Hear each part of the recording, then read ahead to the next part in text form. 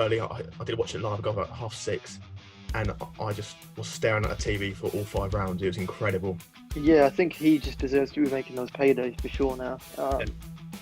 As much as I hate to kind of go down that route of just chase the money fights, I think he deserves it because of just how good he is. Hello, one and all, and welcome back to the TotalSport YouTube channel. It's me and it's Jacob. Different suspects this time. You usually see me paired with Chris, so it's nice to have a change. I'm not looking at his ugly mug every time. Stop right there, Hassan Kareem. I'm just here to tell you to subscribe, you lot. You silly lot. 95% of you aren't. So why don't you?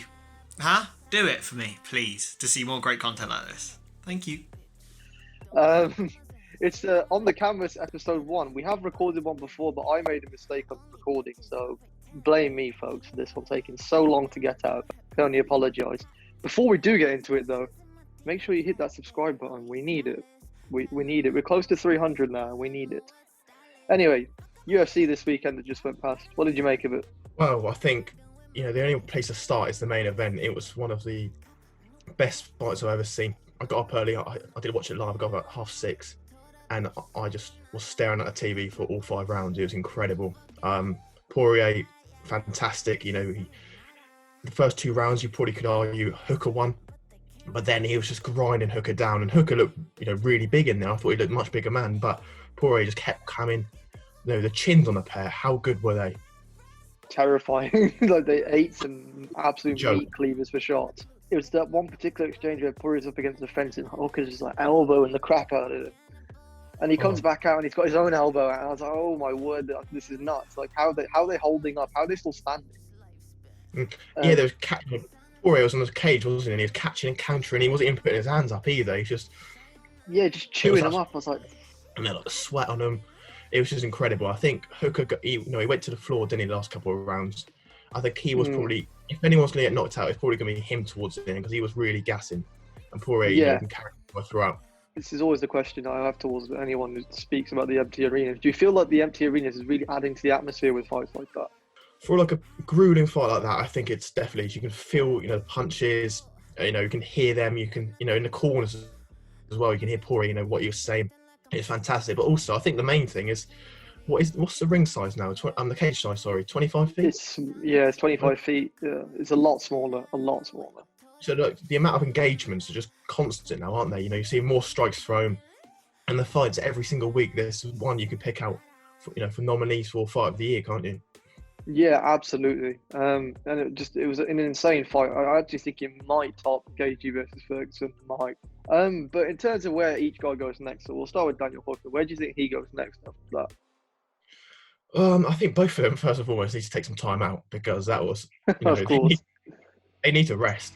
But I think Hooker, I think he's, he can come again, can't he? He can. I like to see him be Ferguson, because they're both coming off losses. This is a real crossroads fight. This would be, both of them are absolute savages as well. Yeah. So they would literally fight to the death. So that's the one I want to see. Yeah, it's an interesting take that, because a lot of people are obviously saying that it should now be Poirier versus Ferguson, given obviously, the fact that Ferguson's just fought for the interim belt. Obviously lost that fight as well. So given if, Hooker was to fight Ferguson, who do you reckon Poirier should go after? Do you reckon he sits and waits for the title shot? Or do you reckon he should stay busy in the meantime? See how it goes with Gaethje and Ferguson. Khabib and Gaethje. I'd obviously try and bait McGregor out. I was surprised afterwards Poirier didn't mention his name, because I thought, McGregor would definitely bite, wouldn't he? So I thought if Poirier, I think he just needs to wait, recover, and just see how the landscape changes, because he obviously lost to Khabib last year, so that title shot's not going to come easy, is it? Yeah, particularly with the fact that it was quite a one-sided loss in that sense. Like, he had his couple of moments with the guillotine and that standing exchange, but generally speaking, it was a pretty one-sided, as every Khabib fight is pretty much.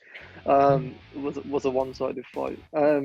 Moving a little bit down the card then, and down to perhaps one of the more interesting narratives going to the fight, which was the evening, which was Mike Perry and his corner woman, I guess we should say. Interesting, obviously, both inside and outside the cage, this one. So what did you think of this one? Well, she's very good at putting ice on his back, isn't she? Yeah. Obviously, afterwards, you saw him in his interviews, an absolute batshit crazy bloke. But Yeah. he did what he's supposed to do. I thought he looked quite sharp. He dictated the rounds, and it got to the point he wasn't in any trouble as such where he needed advice from the corner. Apart from the "you're doing well" with the ice on the back. It was weird to see that. I mean, the fight itself was interesting, definitely to say the least. And it's a case of where does Perry go next? Because obviously he came into this fight having a bit of a hit and miss record up until this point, and he's always been that kind of guy, kind of bounces between wins and losses in that sense. So in terms of where he goes next, who do you think's the front runner for him?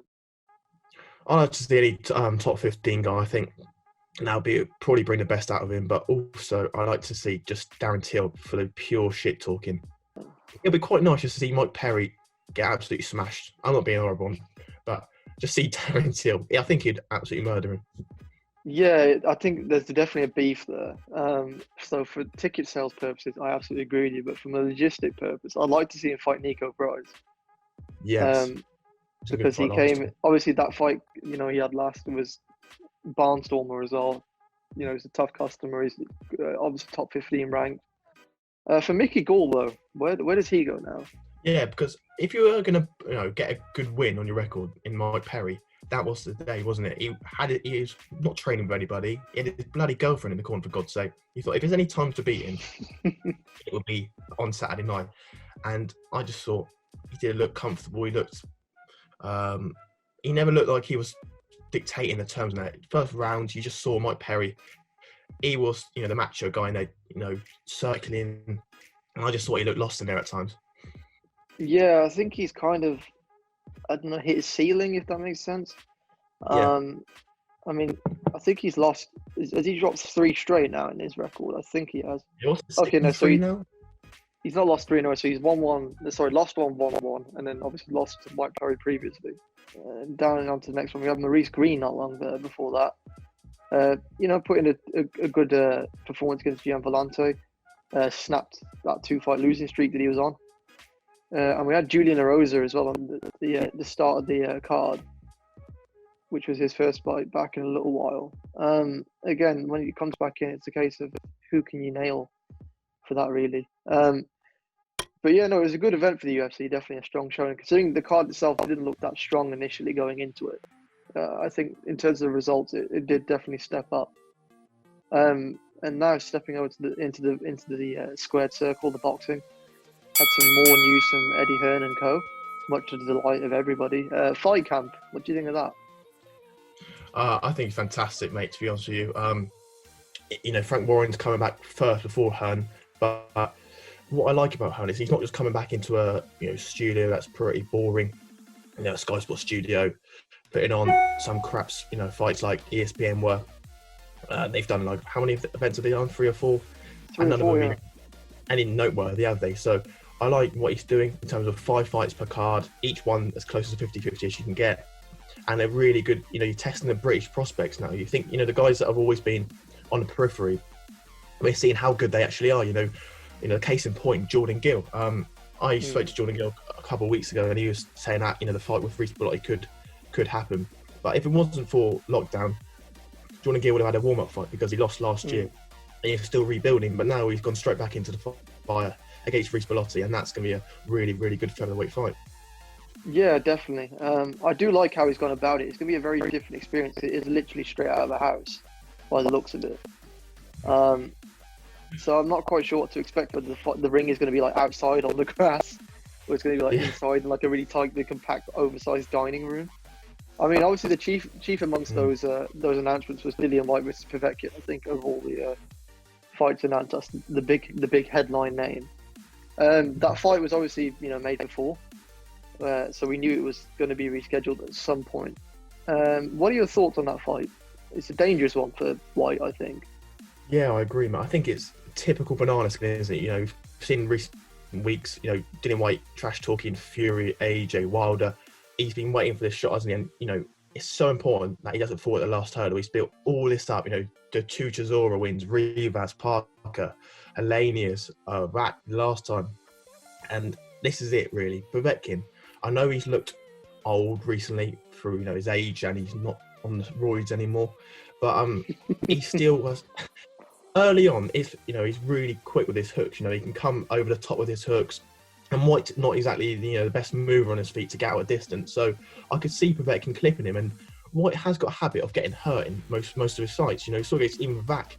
He has a few tough rounds in for him. Rivas, he was down. Helenius, his eyes rolled back. So White can get hurt. So this is going to be a real banana skin for him. But I expect White just to be the fresh of the two to get through it. And also he went to Portugal before lockdown. So he's been training throughout, so he's not going to come in overweight like he did, in December in Saudi Arabia. Yeah, and the other fight that really sort of stands out was Sam Eggerton versus Ted Cheeseman. That's going to be, I think, probably the fight of that sort of announcement in that sense. I think that's going to be a real barn burner of a fight. It's definitely going to be an interesting one to watch. The other sort of storyline that's emerged from that I noticed is obviously Katie Taylor's going to be fighting as well, but she's currently fighting TBC. Yeah. What are we thinking in terms of who possible opponents could be for her out of the bag, do you reckon? Well, I saw that on Twitter between Amanda Serrano and Eddie Hearn, and as far as I'm concerned, I've heard that Katie Taylor's actually taken a pay cut just for Amanda Serrano to get a full purse from when it was first scheduled. So I'm not sure why Serrano's getting up such a fuss. She's supposed to go on this TV show in America, but she's not allowed to. And she's still got 8 weeks. She's been training throughout. Katie Taylor's based in the States as well, training. So they're both in the same boat. So, and it's the biggest fight for, women's boxing in history. Serrano's going from making £30,000 per fight to getting reported $300,000 for this fight. So I can't see why she just want to fight Katie Taylor. But if that doesn't happen, I think I would really, really love to see the rematch between Taylor and Bassoon, because that was a really close fight. A lot of people thought it went the other way. But one thing I don't want to see is I don't want to see a defence of a world title against this no-hoper. I want to see, this is a time now where she's just got to go from strength to strength, fighting the best out there. Of course, we had the USA card confirmed as well, not long after, which is also including Golden Boy Promotions as well, which I thought was interesting, to say the least. I know obviously Eddie Hearn and De La Hoya get on probably a hell of a lot better than De La Hoya gets on with a lot of other promoters, not naming names, Dana White. But there's a good couple of names on those cards. Chief among them being Jorge Linares. He's going to be on there, former 3-division champion himself. What are you making of his return to the ring, and what do you expect to see from him? Linares is fighting Fortuna, is it? Yeah, Fortuna. Yeah. Yeah, I'm surprised that, because Luke Campbell was supposed to be fighting him for the vacant, and then it went to interim. I'm not sure what's happened to Luke Campbell, but Linares, he moved up a weight and then got knocked out in that first round. He's probably on his last legs. I was expecting him to fight Ryan Garcia, in all honesty, that terms of passing the torch, but I think it'd be a good fight. We just need to see where Linares is at. I know we discussed it on the ill-fated previous recording. Are fighters making, sort of shorter preparations, essentially, in order just to get into the cage and, get paid, essentially. So I don't know whether it's a case of they've got shorter camps, but it's quicker turnaround in that sense. Will that take away from the quality? I'm not sure. Oh, you only have to look at the UFC. Has that been taken away from the UFC? I don't think No, so. definitely not. But whether they use a smaller ring and stuff is the question as well. I'm not sure if that's been discussed yet. It's the preference of the main event, I suppose. A lot of proper boxers would probably prefer a larger ring, but Martinez, the Mexican, I'm sure he probably wants it in a telephone box. So it doesn't. I think it's up to the promoter's preference as well. Yeah, absolutely. And there's still so many questions to what's going on and even though we've got a card there, it's confirmed, there's still so many questions left unanswered. But if you were to pick your sort of absolute favourite fight that you're looking forward to, which one is it? Can I include Dubois Joyce, which got announced for October 11th or 24th? Sorry. Yeah, sure, go on. We'll allow you to put that in there. I think I'm going to go for Joe Joyce Dubois, because I want to see how good these guys are. I think Dubois, everyone's talking about he's the next heavyweight champion. He's only 22, 23, which is crazy for a heavyweight. Joe Joyce, he's coming out of crossroads now. He's 34. He's not fought for over a year, which he really needs to get going in the pro game. One of our most decorated amateurs. and it's going to be a real clash. Can Dubois handle the pressure and the experience? Is Joyce too slow? It's going to be a fantastic fight, and the loser's got a lot of rebuilding to do, especially if it's the older Joe Joyce. Yeah, absolutely. It's definitely I'm not going to say a loser leaves town match per se, but definitely a loser takes quite a heavy hit to their reputation in that sense. If Dubois comes up short, then people will be like, oh, well, he's just all hype. If Joyce comes up short, it's a case of, well, was he ever really that good? In terms of, obviously, top of the division as well, you got Fury still kind of in a bit of a limbo. The Wilder trilogy still being thrown around. I'm not sure why. Obviously, outside of the mandate in their contract. And obviously, Joshua as well is tied up in a bit of a limbo too. So, how do you see that kind of moving over the next few months? So obviously, you had Fury getting called out by White, and then him accepting that fight, considering the fact that he knows he's got to fight Wilder again. Then we had Joshua Fury kind of briefly confirmed, and then it's kind of gone quiet again. And then there's still so many other people outside of that as well. Derek Chisora still lurking around. Yeah, exactly. Usyk's still lurking as well. So how do you see that being played out over the next few months? Because inevitably some of the guys are going to come back. It's going to be all up politics, isn't it? Who's going to have the shot? Who's not? Tyson Fury talks a lot. You just got to take it with a pinch of salt, because most of the time he's just doing it to wind you up. I read this morning as well. Deontay Wilder's brother said that Wilder's got Deontay's got a lump in his head. Because you've been punched, mate. But I don't really want to see that trilogy fight. Wilder's been extremely quiet, hasn't he? So you've got to wonder, is he going to be okay for the rest end of the year? I think Joshua's is pretty straightforward. He's going to handle Pulev in November, December time, and then he's looking for the Fury fight. If the Fury fight doesn't come up, then he'll have to go for Usyk. It's mandatory. Dillian White, he's in a tougher situation. I don't know what he does if he gets through Povetkin, which is not a given. It's probably going to get quite difficult with the WBC, because they've shot themselves in the foot. It's going to be probably some lawsuits, politics. Fury and White's supposed to have the shot by February 2021. So that looks pretty tight to get it. I'm not sure we will. Yeah, let's be honest. sticky. Yeah, let's be honest. The Fury Joshua fight's got to take precedence. Forget Wilder, Deontay. He's had his time. Dillian White, you feel sorry for him, but you've just got to say, listen, mate, this is the fight to make. Looking around.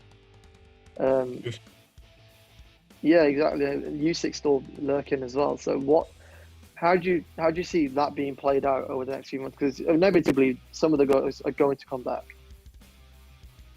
It's going to be all up politics, isn't it? Who's going to have the shot? Who's not? Tyson Fury talks a lot. You just got to take it with a pinch of salt, because most of the time he's just doing it to wind you up. I read this morning as well. Deontay Wilder's brother said that Wilder's got Deontay's got a lump in his head. Because you've been punched, mate. But I don't really want to see that trilogy fight. Wilder's been extremely quiet, hasn't he? So you've got to wonder, is he going to be okay for the rest end of the year? I think Joshua's is pretty straightforward. He's going to handle Pulev in November, December time, and then he's looking for the Fury fight. If the Fury fight doesn't come up, then he'll have to go for Usyk. It's mandatory. Dillian White, he's in a tougher situation. I don't know what he does if he gets through Povetkin, which is not a given. It's probably going to get quite difficult with the WBC, because they've shot themselves in the foot. It's going to be probably some lawsuits, politics. Fury and White's supposed to have the shot by February 2021. So that looks pretty tight to get it. I'm not sure we will. Yeah, it's going to be let's be honest. Sticky. Yeah, let's be honest.